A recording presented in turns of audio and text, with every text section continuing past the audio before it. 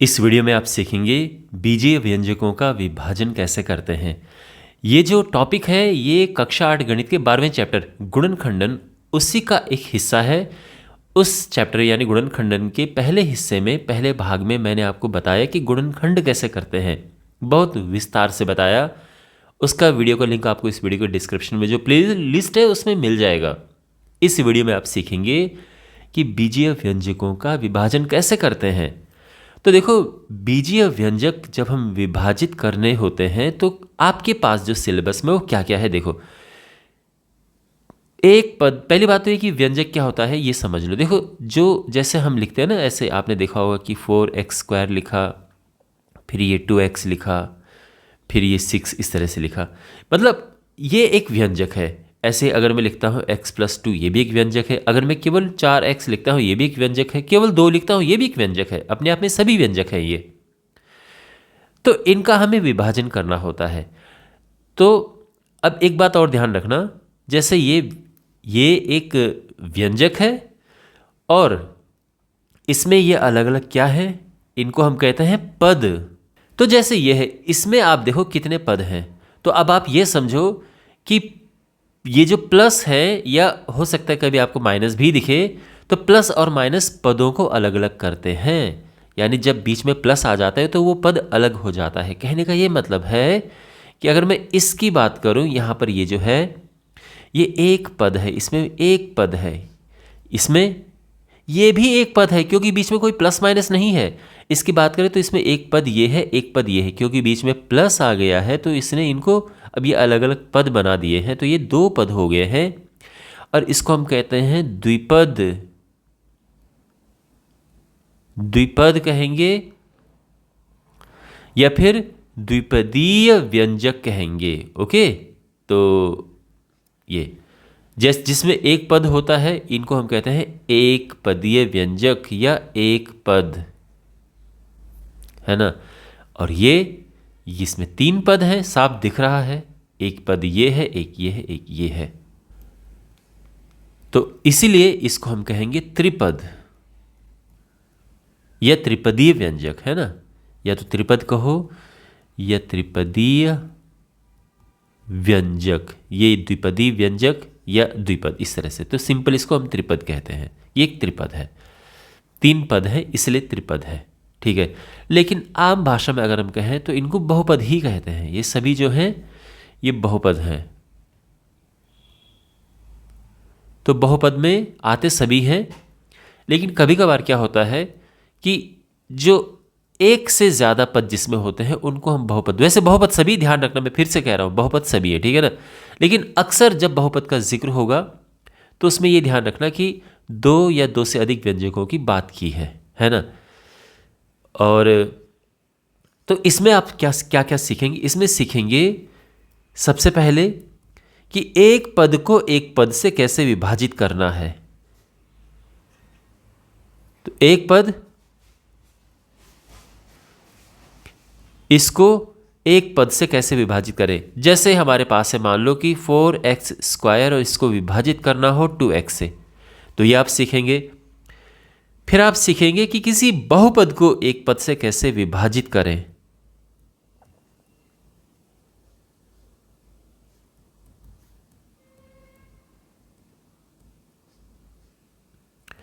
जैसे कि 4x² plus 2x है और इस पूरे को विभाजित करना है 2x से, ठीक है। तो ये इस तरह से है, ये एक साथ ही ध्यान रखना, ठीक है ना। ये इस तरह से, ओके। तो इस प्रकार से, और फिर आप सीखेंगे कि बहुपद को बहुपद से कैसे विभाजित करें।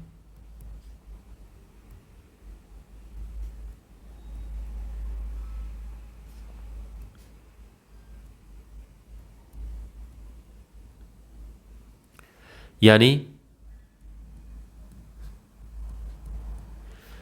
जैसे ये है और इसको अगर हमें विभाजित करना हो 2x+1 से, तो कैसे विभाजित करें। तो इस प्रकार से आप सीखेंगे, ये तीनों चीज़ें सीखेंगे आप। तो इस तरह से पहले मैं, ये इजी होगा, फिर जब आपको ये आ जाएगा तो ये भी आराम से आ जाएगा, और फिर जब ये है तो ये भी आ ही जाएगा। इतना मुश्किल तो खैर कुछ भी नहीं है, आसान टॉपिक है। और ध्यान रखना कि ये विभाजन के लिए मैंने इस तरह से लिखा है, लेकिन आप ऐसे भी लिख सकते हैं जैसे मैं इस वाले को लिख रहा हूँ कि 4x² ऊपर है और 2x नीचे है, तो ये भी एक भाग देने का तरीका है। हम इस तरह से भी लिख सकते हैं और इस तरह से भी लिख सकते हैं, और ऐसा ही हम इनमें कर सकते हैं, ठीक है ना। चलिए, तो एक पदी का एक पद से विभाजन कैसे करें देखो। तो यहाँ पर एक उदाहरण लेते हैं, जैसे मैंने लिया था कि 4x² को हम भाग देते हैं 2x से, इसको। तो अब देखो यहाँ पे, वैसे इसमें बहुत सारी ऐसी चीज़ें हैं, अगर आपने ये शुरू से ही देखा है मेरा वीडियो इस चैप्टर का तो आपको बहुत ही आसान लगेगा, ठीक है ना। फिर भी मैं आपको बता देता हूँ। देखो, जो ये 4x² है, इसके अगर हम छोटे छोटे टुकड़े करें तो क्या होगा। तो 4 होता है 2 गुणा 2, ये आप जानते हैं, और x 2 बार है तो इसको हम 2 बार लिख सकते हैं। x की घात 2 है तो इसको 2 बार लिख सकते हैं। इसी प्रकार से अगर नीचे वाला देखें, ये इधर वाला देखें, ये 2x, तो 2x हो गया 2 गुणा x, सीधी बात है। यानी इसे हम ऐसे लिख सकते हैं और इसे हम ऐसे लिख सकते हैं, ठीक है। इसीलिए 4x² डिवाइडेड बाई 2x, यानी इसको इससे अगर हम भाग दें तो पहली बात तो मैंने आपको बताया था कि इसको हम इस रूप में लिख सकते हैं, ये ध्यान रखना। और जो ऊपर वाला है ये है 2 गुणा x गुणा x, और जो 2x है ये है 2 गुणा x। अब जो कट रहा है उसे काट दो, 2 से 2 कटा और x से x कटा। अब क्या बचा, ये 2 बच गया, x बच गया, ये क्या बचा 2 इंटू x, और ये मिला के होता है 2x। ये हमारा आंसर है, समझ आ गया। ओके, कुछ और उदाहरण लेते हैं, आपकी बुक का ही उदाहरण लेते हैं। यहाँ पर हमने इसका विभाजन करना है। फर्स्ट पार्ट देखो, -20x की घात 4, इसको विभाजित करना है हमने 10x² से। तो देखो, विभाजन करने के लिए मैंने क्या कहा कि ये ऊपर आता है और ये नीचे आता है, ओके। और अब देखो, आप चाहो तो पहले अलग से इनको ऐसे टुकड़े लिख दो और फिर हम ये करें, लेकिन यहाँ पे भी हमने उसके टुकड़े करना ही है तो अलग से लिखने की ऐसी ज़रूरत है नहीं। -20x की घात 4, ये क्या है, माइनस अपनी जगह पे आएगा, वो नहीं डिस्टर्ब होगा। 20 क्या होता है, 20 क्या होता है, 20 होता है अगर कटेगा। वैसे देखो, साफ दिख रहा है कि 10 दूनी 20 होता है, 2 से 2 बारी कट जाएगा ये, है ना। फिर भी थोड़ा विस्तार से करके देखते हैं। तो यहाँ पर 20 को हम 20 के छोटे छोटे टुकड़े करेंगे, यानी गुणनखंड करेंगे। क्या होगा, 2 से भाग देंगे तो 10 आया, फिर 2 से भाग देंगे 5, और 5 से देंगे तो 1 आ गया है, वो हम यहाँ पर लिख देंगे। तो ये है 2 गुणा 5 गुणा x की घात 4, जो है वो हम x को 4 बार लिख देंगे, ठीक है। और ये दूसरा क्या है, 10x², तो 10 2 गुणा 5 होता है, ये आप जानते हैं। x की घात 2 है तो वो 2 बार आ जाएगा। और अब देखो क्या कट रहा है, 2 से 2 कटा, 5 से 5 कटा, x से x कटा, और इस x से ये x कट गया है। क्या बचा, माइनस, भूलना मत इसे, 2 बचा ऊपर, संख्या में तो 2 बचा, और x में 2x बच गए हैं। और इसको हम इकट्ठा करेंगे तो क्या होगा, x 2 बार है ना, तो उसकी घात 2 हो जाएगी, और ये हमारा आंसर है। लेकिन माय डियर, आपको ये शॉर्ट में करना आना चाहिए, ठीक है, कि यहाँ पर कैसे करें। देखो, माइनस तो आएगा अपनी जगह पे, क्योंकि माइनस है यहाँ पर। आप जानते हैं कि 10 दूनी 20 होता है, तो सीधे 2 बार ये कट गया। अब देखो, x की घात 4 ऊपर है, 2 नीचे है, तो क्या होगा, तो यहाँ पर एक बात ध्यान रखना कि ये 4 घात है और ये 2 घात है, तो जब भाग करते हैं ना, तो ये समझो कि ऊपर 4 बार x है, नीचे 2 बार x है, तो 2x को तो 2 ने काट दिया, बचे 2x, तो ये आ जाएगा। या दूसरा मैं ये अगर आपको कहूँ तो ये समझो कि जितनी घात ये है उसमें से ये वाली घात को घटा दो, यानी ऊपर 4 है, नीचे घात 2 है, वैसे भी घातांक वाले चैप्टर में आपने अच्छे से पढ़ा होगा। तो ये रह गया है, यानी ये एक्स स्क्वायर ये आ गया है। तो आप ऐसा, ये आपको डायरेक्ट करना आना चाहिए, ठीक है ना। बाकी तो डिटेल में तो मैंने कर ही दिया है। अब हमारे पास ये उदाहरण है, तो यहाँ पर देखो ये भाग में है ना, तो इसको कैसे लिखते हैं, इस वाले को ऊपर लिखेंगे हम और इससे नीचे लिखेंगे, ठीक है। अभी बस हमने इससे इस रूप में लिखा है, तो अभी कुछ ऐसा निराला हमने नहीं किया है। अब x की घात 2 को हम 2 बार लिख देंगे, y की घात 2 को भी 2 बार लिख देंगे, z की घात 2 तो z को भी 2 बार लिखेंगे, जिनकी घात 2 है वो उतनी बार आएगा, मतलब जिनकी जितनी घात होगी वो उतनी बार ही लिखे जाएंगे। 14 होता है 2 गुणा 7 गुणा x गुणा y गुणा z। 7 से 7 गया, x से x गया, y से y गया, z से z गया, क्या बचा। तो देखो नीचे जो है x y z तो सब कट गए, केवल नंबर बचा, संख्या बची 2। यानी ऊपर हमारे पास है x y z और नीचे हमारे पास है 2, ठीक है ना। तो x y z को इकट्ठा करो तो x y z आ जाएगा, अपॉन 2 आ जाएगा। आप चाहो तो हाफ को इस तरह से लिख दो और इस तरह से लिख दो, ये अच्छा तरीका लिखने का, ठीक है ना। और ये हमारा आंसर है। अब आप सीखेंगे कि किसी बहुपद का एक पदी से कैसे विभाजन करें। बहुपद यानी जिसमें 2 पद होंगे या 3 पद होंगे, उसको हम विभाजित करेंगे एक पद से। तो कैसे करें देखो, तो यहाँ पर पहले एक सिंपल सा लेते हैं क्वेश्चन कि हमारे पास अगर है ax प्लस bx, इसे हमने विभाजित करना है x से, ओके। तो देखो सबसे पहली बात, अब इस क्वेश्चन को करने के 2 तरीके हैं, मैं आपको दोनों तरीके बताऊंगा। एक तो है कॉमन लेकर करना और दूसरा अलग अलग करना। क्या है देखो, सबसे पहले तो मैं कॉमन लेकर बताता हूं। तो यहां पर जो ax प्लस bx है उसकी कहानी समझो आप। इसमें देखो हम ax को लिख सकते हैं a गुणा x और bx को लिख सकते हैं b गुणा x, ये आप जानते हैं। और दोनों में क्या कॉमन है, तो दोनों में आप देखें तो x कॉमन है ना, x कॉमन। आप चाहो तो वो बाहर ले सकते हैं। अंदर क्या बचा, a बचा इधर और b बचा इधर, तो ये इस तरह से हो गया, यानी इसको हम ऐसे लिख सकते हैं। ये क्लियर हो गया है। तो अब ये चीज़ क्या हो जाएगी, यानी इसीलिए जो प्रश्न हमारे पास पूछा गया है, पहली बात तो ये है, आप जानते हैं कि इसको हम कैसे लिख सकते हैं, इसको हम ऐसे लिख सकते हैं, है ना। और ऊपर वाला जो है, ये मैंने आपको यहाँ पे समझा दिया है कि जो ये है ax प्लस bx, इसको हम यहाँ पर इस तरह से लिख सकते हैं और नीचे आ गया है x, समझे ना आप। और अब जो x है उससे ये कट जाएगा और अब ये आंसर आ जाएगा क्या, a प्लस b, ये हमारा आंसर है। इसमें ब्रैकेट लगाओ या ना लगाओ बात एक ही है, पर यह हमारा आंसर आ गया है भाग देने के बाद। अब आप एक बात ध्यान रखना, बहुत ही इंपॉर्टेंट बात है। अक्सर स्टूडेंट्स क्या करते हैं, ऊपर x नीचे x देखते हैं, इस x से ये x काट लेंगे और आंसर लिख देंगे a प्लस बी एक्स। ऐसा कभी मत करना, ऐसा कभी नहीं कटता है, ओके। कैसे कटेगा ऊपर नीचे, तभी कटता है अगर कोई चीज़ पूरे के साथ गुणा में है, तब कटता है। तो अगर आप x देखें तो ये बाकी चीज़ के साथ गुणा में है अलग से, तभी ये कटा।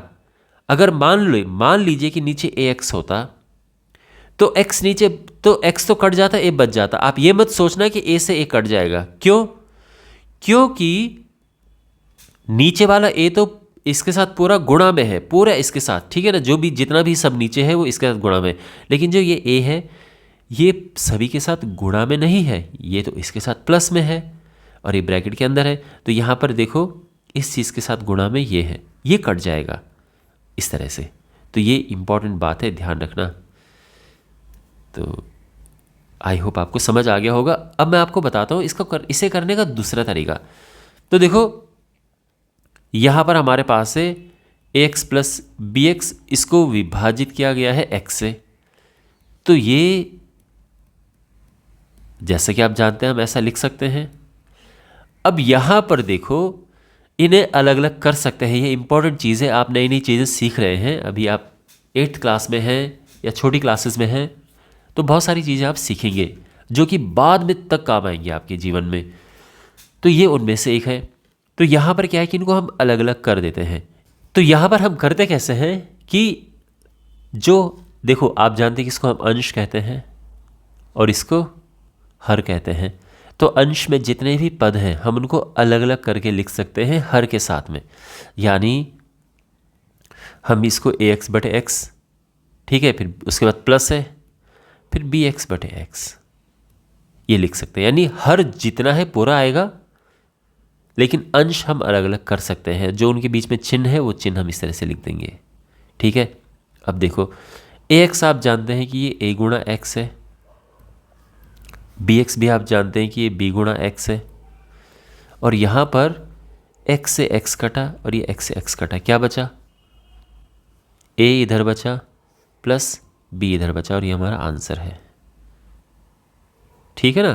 तो दोनों ही तरीके हैं, दोनों ही आपको आने चाहिए। अब हमारे पास ये है और इसको दोनों तरह से हम भाग देंगे। तो सबसे पहले कॉमन लेकर, तो हमारे पास जो 4y की घात 3 प्लस 5y की घात 2 प्लस 6y है, ये देखो इसमें क्या कॉमन है। अगर आपने गुणनखंड ठीक से पढ़े हैं इस चैप्टर तो आपको आराम से समझ आ रहा होगा कि y तीनों में से कॉमन है, पर फिर भी मैं इसको विस्तार पूर्वक कर देता हूँ। 4 होता है 2 गुणा 2, y 3 बार है, घात 3 है तो 3 बार लिखा जाएगा। 5 2 बार है, और 6 होता है 2 गुणा 3 गुणा y, यानी पूरा विस्तृत रूप से लिख दिया है इसे। और अब तीनों में क्या कॉमन है, तो आप देख सकते हैं कि y तीनों में है, y बाहर आ गया, और इसके अलावा कुछ भी नहीं है जो तीनों में है, ऐसा कुछ भी नहीं है। तो पहले में से y बाहर आ गया तो अंदर बचेगा 2 into 2 into Y into Y, यहाँ बचा 5 गुणा y क्योंकि एक y बाहर आ गया, और यहाँ 2 गुणा 3 क्योंकि y बाहर आ गया। अब देखो 2 दूने 4, 2 दूने 4 y की घात 2, वापस मैं इस तरह से लिख रहा हूँ, जो कॉमन आना था आ गया। अब इसको वापस हम लिख देंगे, जो अंदर वाला है उसको उसका गुणा हटाकर 3 दूने 6 ये हो गया है। इसीलिए अब जो प्रश्न हमारे पास है, अच्छा दूसरी बात यह है कि जो ये 2y है, तो ये तो आप जानते हैं ना कि 2y 2 गुणा y होता है, तो इसमें कोई खास बात है नहीं। तो जो प्रश्न हमारे पास है कि 4y की घात 3 plus 5y square plus 6y, इसको हमने भाग देना है 2y से, तो क्या किया जाए। तो सबसे पहले तो इसको हम लिखेंगे इस रूप में, ये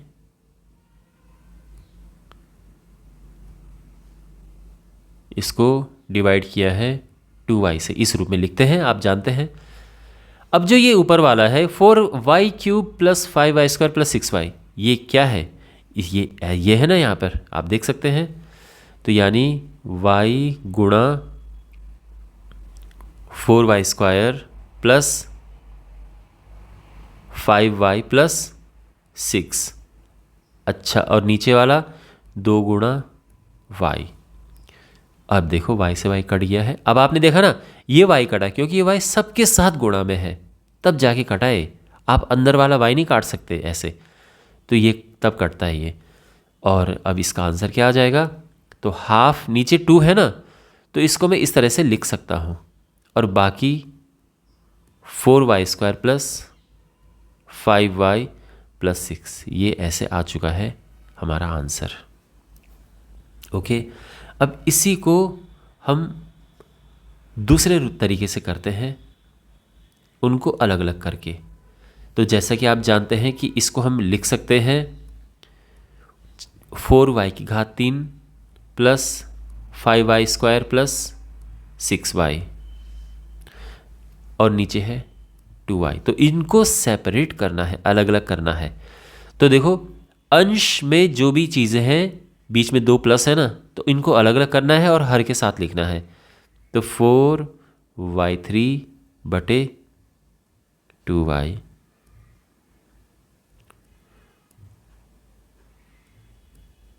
इस तरह से, और ये 6y/2y ये आ चुका है, सिंपल। और अब अब देखो 4y की पावर 3 तो 4 होता है 2 गुणा 2। मैं पहले इसको लिख रहा हूँ, ठीक है, ये जो 4y³ है और y 3 बार है। अब ये अलग अलग से होगा, जैसे हमने एक पद में किया था। नीचे 2y है तो 2 गुणा y हो गया, 5y², 5 into Y into Y, और नीचे 2 गुणा y। 6 होता है 2 गुणा 3 बटे 2 गुणा y। ओके, 2 से 2 कटा, y से y कटा, यहाँ y से y कटा, और यहाँ भी y से y कटा। क्या बचा? अब बचा यहाँ पर ऊपर है 2y इंटू वाई, बाकी तो सब कट गया। नहीं, यहाँ पर 5 इंटू वाई, और यहाँ क्या बचा? और यहाँ 2 भी तो कट गया, तो यहाँ तो बस 3 बचा। ये हो जाएगा, ये देखो 2y² है ना, प्लस 5y बटे 2, और ये 3। तो आप चाहो तो ऐसा लिख सकते हो, आंसर छोड़ सकते हो, कोई प्रॉब्लम नहीं है। और अगर आप चाहो तो जो 2 है वो एलसीएम ले लो। अगर आपको ये बेसिक भिन्न आते हों तो 2 है, ये 2 सबके नीचे अगर हम ले लें, है ना, तो इसका इसमें गुणा होगा और इसमें भी गुणा होगा, तो ये हो जाएगा 2 दूने 4y², और ये हो जाएगा 2 3 6। तो कहने का ये मतलब है कि ये आ जाएगा half 4y² plus 5y plus 6, ठीक है ना। ये हमारा आंसर आ जाएगा, और ये वही है जो कि हमने यहाँ पर निकाला था। तो दोनों तरीके हैं करने के, आपको जो इजी लगे उससे कर सकते हैं, ठीक है। आने दोनों चाहिए, ये ध्यान रखना आपको, क्योंकि आगे जीवन में आपको देखो, अभी आपको उद्देश्य केवल ये नहीं होना चाहिए कि मेरे आने वाले टेस्ट में अच्छे नंबर आ जाएं। आपको उद्देश्य ये होना चाहिए कि मुझे ये अच्छे से पढ़ना है, जिससे कि आने वाली लाइफ में, आने वाले क्लासेस में मुझे इससे हेल्प मिले, क्योंकि ये आपको आगे, आप कुछ भी पढ़ रहे हैं मैथ्स में, वो आने वाले क्लासेस में मदद करता है आपकी, वो आने वाले क्लासेस में उससे संबंधित चीज़ें होती हैं। इसलिए आपने देखा होगा कि कोई स्टूडेंट 10th क्लास में है, 12th क्लास में है, पढ़ाई में मैथ्स में बहुत कमज़ोर होता है। उसका कारण ही यही है कि उनकी फाउंडेशन कमज़ोर है, उनकी नींव कमज़ोर है। छोटी क्लासेस में ध्यान से नहीं पढ़ते हैं, चीज़ों को नहीं सीखते हैं सीरियसली, और इस वजह से उनको बाद में चीज़ें मुश्किल लगती, क्योंकि बेसिक चीज़ें पढ़ी नहीं है। इसीलिए मैं आपको ये कह रहा हूँ कि जो भी आपके पास मैथ्स में है, केवल ये मत सोच के पढ़िए कि अभी मेरे एग्ज़ाम में वो आएगा, मेरे टेस्ट में आएगा, मुझे बस अच्छे नंबर किस तरह से आ जाए, बस नहीं। आपको ये सोच के पढ़ना है कि मुझे ये बात तक मदद करेगा, इसलिए ध्यान से पढ़ना है, ठीक है। ओके, अब हमने इसको भाग देना है और दोनों विधियों का प्रयोग करना है, एक कॉमन लेके और दूसरा अंश वालों को, अंश के पदों को अलग अलग करके। ओके, तो यहाँ पर हमारे पास सबसे जो पहली विधि है उससे देखो, 24 x की घात 2 yz प्लस x y की घात 2 z, फिर है x y z की घात 2। इसको हमने भाग देना है 8x y z से, ठीक है ना। इसे हम लिख सकते हैं भिन्न के रूप में, जैसे कि मैं आपको बता चुका हूँ। अब बहुत ही बेसिक चीज़ें जो हैं ये आपको ऑलरेडी आ चुकी हैं, तो इसको मैं इसमें से मैं डायरेक्ट कॉमन लूँगा, ठीक है ना। 8x y z, अब यहाँ पर हमने कॉमन लेना है, तो सबसे पहले तो जो 24 है इसको हम टुकड़े छोटे छोटे कर सकते हैं, लेकिन उसकी आवश्यकता नहीं है, क्योंकि आप आराम से 8 या 24 कर सकते हैं। तो ये तो खैर मैं ये नहीं कर रहा हूँ मैं इसका, ठीक है। तो 24 को या ज़्यादा ज़्यादा हम 3 × 8 लिख सकते हैं, लेकिन फ़िलहाल इसको 24 ही रहने दो। अंदर देखो x 2 बार है, फिर y है, फिर z है। वैसे अगर आपको कॉमन लेना आता होगा तो आप पहले समझ चुके होंगे कि क्या कॉमन है। फिलहाल मैं इसको विस्तृत रूप से लिख रहा हूं। z 2 बार है और नीचे 8 × x × y × z। ध्यान रखना, लिखने को आप ये भी लिख सकते हैं 2 × 2 × 2 × 3, ओके। और जैसे 8 है इसको भी 2 × 2 × 2, ओके। अब देखो कॉमन क्या है, तो यहाँ पर सबसे पहले इसको तो हम लिख देंगे। ये अलग बात है कि हम काट भी सकते थे, 3 2 से 3 ये काट सकते थे। कॉमन क्या है तीनों में, तो यहाँ पर अगर आप देखें x इधर भी है, इधर भी है, इधर भी है, तो x कॉमन है।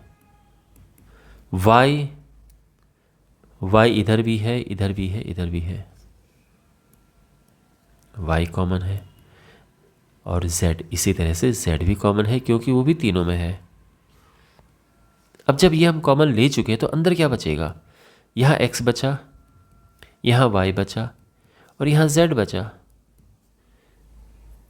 और नीचे 2 × 2 × 2 × x × y × z। तो देखो अभी काटो इनको आराम से। ब्रैकेट के अंदर वाला नहीं कटेगा, ठीक है, ये वाला यहाँ से नहीं काट सकते आप कुछ भी। अब ये बचा क्या, 3 ऊपर बचा और अंदर बच गया x + y + z। ये हमारा आंसर है, ओके। अगर आप इसको डायरेक्ट करते माय डियर, जो कि आपको आना भी चाहिए, तो ये आप जानते हैं कि 8 × 24 होता है, जानते हैं ना। इसके अलावा ये भी आप जानते हैं कि इसमें से कॉमन क्या लिया जा सकता है, क्योंकि x तीनों में है तो छोटी घात कॉमन लेते हैं। यहाँ 2 घात है, यहाँ 1 है, तो 1 घात कॉमन आ गया, तो 3 तो ये बचा और 1 घात कॉमन आ गया। फिर ऐसे y भी कॉमन है और ऐसे z भी कॉमन है। पहले पद में से जब हम x y z बाहर ले चुके हैं तो 2x में से 1 बाहर आया, 1x बच गया, लेकिन y z पूरे बाहर आ गए। इसी प्रकार से यहाँ पर 2y में से 1y तो बाहर आ गया, 1 अंदर बच गया और x z भी बाहर आ गए। इसमें से अगर हम x y z हटा दें तो x y तो गया, 2z में से 1 z बाहर, 1 अंदर, और नीचे क्या है x y z, और इससे कट जाएगा और हमारा 3 × x + y + z आंसर आ जाएगा। तो आपको डायरेक्ट भी आना चाहिए, ठीक है ना। बाकी विस्तृत रूप से तो मैंने बता दिया है, लेकिन अब इसको हम दूसरे तरह से करते हैं, दूसरे मेथड से। तो देखो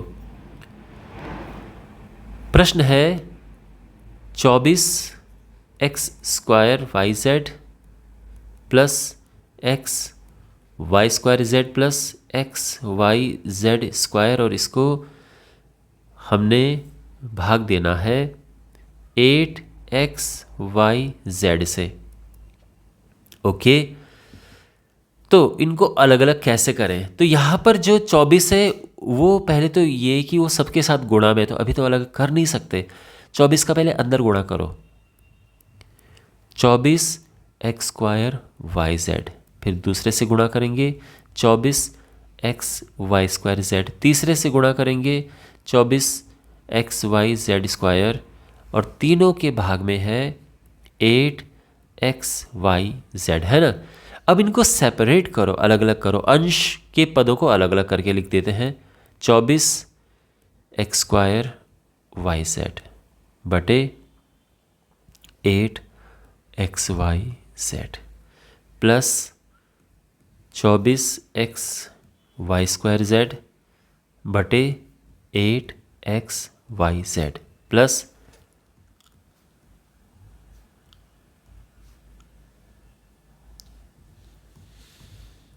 ठीक है, अलग अलग करके लिख दिया हमने। मैं सीधे कर रहा हूँ, ठीक है। इसे z से z कट गया, y से y कट गया, 8 × 24 ये हो गया है। इसी प्रकार से इधर है, ओके, पहले इसको लिख देते हैं। तो क्या बचा, ये 3 बचा। अब देखो x ऊपर 2 बार है, नीचे 1 बार है, तो 1 बार ही कट गया, 1 बार ही बच गया। आप इस तरह से समझा करो, 3 8 24, मतलब 8 3 24, ये 3 बार कटेगा। x से x कटा, z से z कटा, तो ये हो जाएगा 3y। और इधर 3 x से x कटा, y से y कटा, तो ये हो जाएगा देखो 3, और z भी 2 बार ऊपर है, 1 बार नीचे, तो 1 बार ही कट गया, 1 बार ही बच गया, ये समझो आप। और तीनों में से 3 कॉमन ले लो, तो अंदर बचा x plus Y plus Z, और ये हमारा आंसर है। तो ये आप देख सकते हैं, ठीक है ना, एक ही जैसा आया है। इस तरह से हम करेंगे। आई होप आपको ये सब समझ आया होगा। और अब हम करते हैं बहुपद का बहुपद से विभाजन, यानी ऊपर भी हमारे पास एक से ज़्यादा पद होंगे, और ये जिससे हम भाग देंगे उसमें भी हमारे पास एक से ज़्यादा पद होंगे। तो ये कैसे विभाजन करें इसका देखो।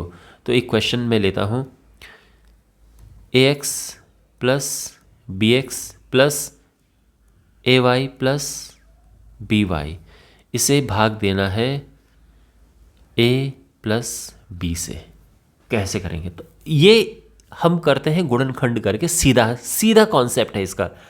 तो हम क्या करेंगे, जो इधर वाला है जो अंश में आएगा, यानी जब हम इसको इस तरह से लिखेंगे ax plus bx plus ay plus by बटे a प्लस बी, ऐसे लिखेंगे, लिख सकते हैं ना इसको हम।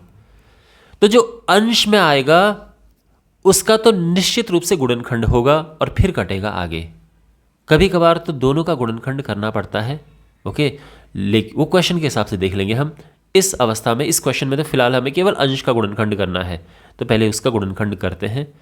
तो यानी इस वाले का, तो हमारे पास है ax plus bx plus ay plus by।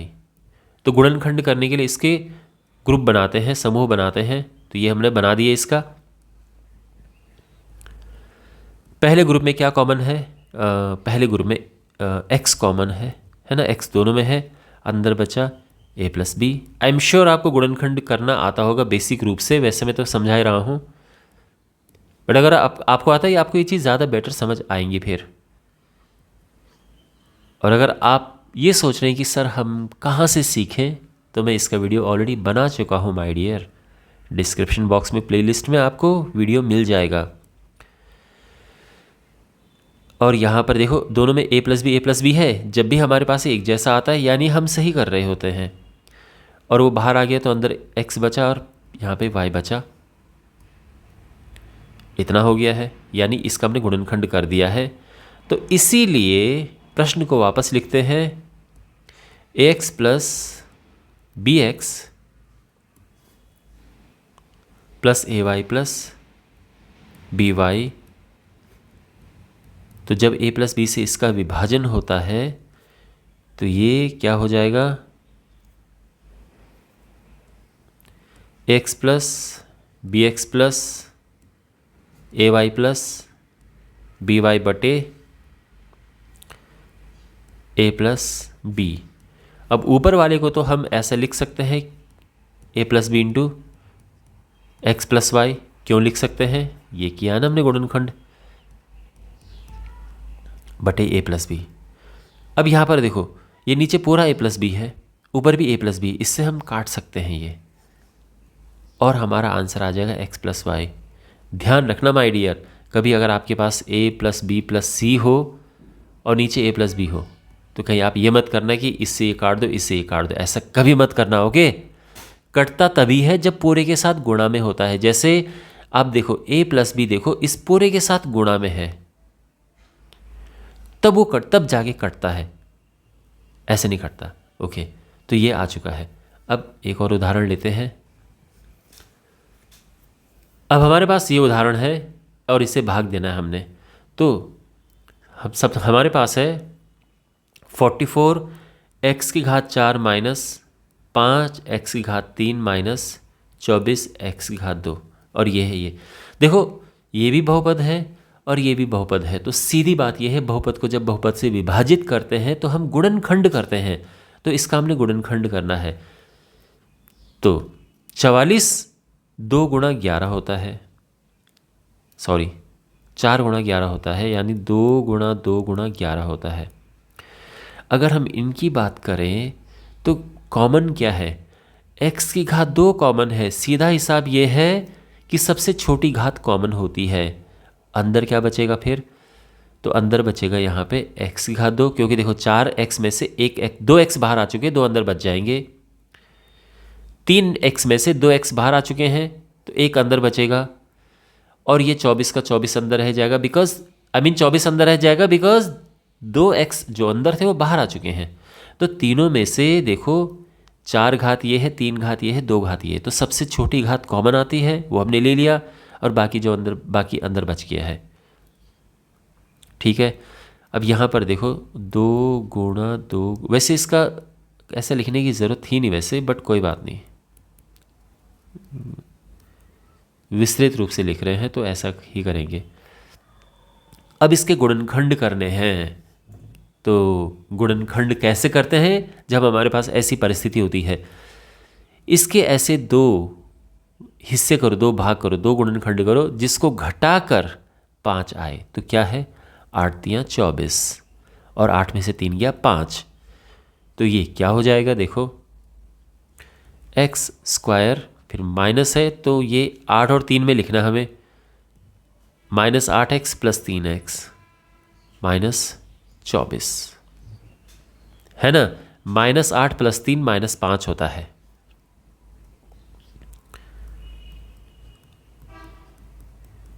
ये एज इट इज़ लिख दिया है। अब ये क्या करेंगे, अब यहाँ पे क्या करते हैं, तो आप जानते हैं कि यहाँ पे ग्रुप बनाते हैं हम, गुणनखंड ऐसे किया जाता है इस तरह से। तो x कॉमन लिया, अंदर बचा x - 8, इस ग्रुप में 3 कॉमन है, अंदर बचा x - 8। 2 गुणा 2 गुणा 11 गुणा x की घात 2, अभी x - 8 यानी सही कर रहे हैं, तो दोनों में से कॉमन आ गया x - 8, अंदर बचा x + 3, ठीक है ना। ये वाला ब्रैकेट लगाने की भी यहाँ पे अब ज़रूरत नहीं है, ये इस तरह से आ चुके हैं।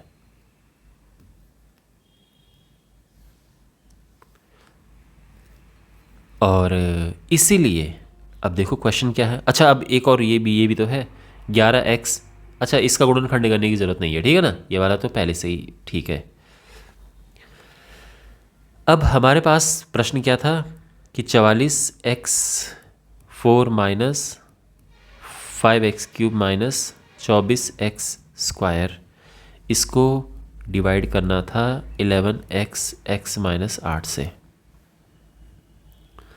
तो जब डिवाइड करते हैं तो ये चीज़ ऊपर आती है,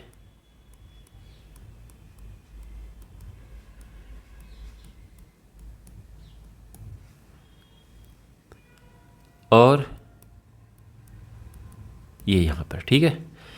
और इसको हम क्या लिख सकते हैं, 2 गुणा 2 गुणा 11 गुणा x की घात 2 गुणा x - 8 गुणा x + 3, चाहे गुणा लगाओ या ना लगाओ बात एक ही है तो वो वही।